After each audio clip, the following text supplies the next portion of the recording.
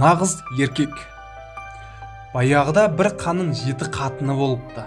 7 қатыны 7 жерден мейін шаққандай, осылардың ақ дегені болсыншы деп айтқанын істей салады екен. Сол хан бір күні ойланып отырып, қан басымен менің түрім мынау, құлағымның тыныштығын ойлап қатынның айтқанымен жүремін. Қараша байғұстар қалай күнелтіп жүр екен деп ой келеді. Дереу уәзірін шақырып, Қарашамның ішінен қатынның айтқанымен жүрмейтін нағыз еркек болса, үйірден таңдап ат мінгізіңдер, дейді. Құп тақсыр деген уәзірлері ел арасынан нағыз еркекті іздеуге кіріседі. Бірақ лайықты адам таппай көп сандалады. Сарайға қайтар жолда бір қараша үйге түсіп, нағыз еркекті іздеп жүргендерін айтады.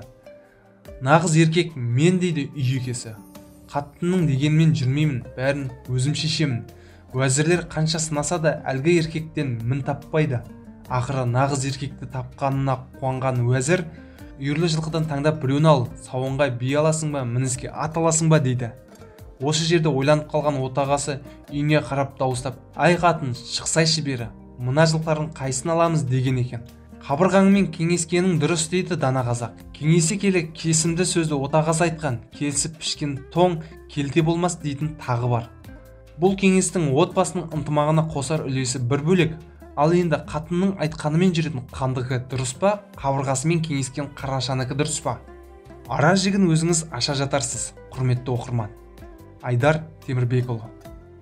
Каналымызға тіркеліп, пікір білдірсеңіз жеткілікті.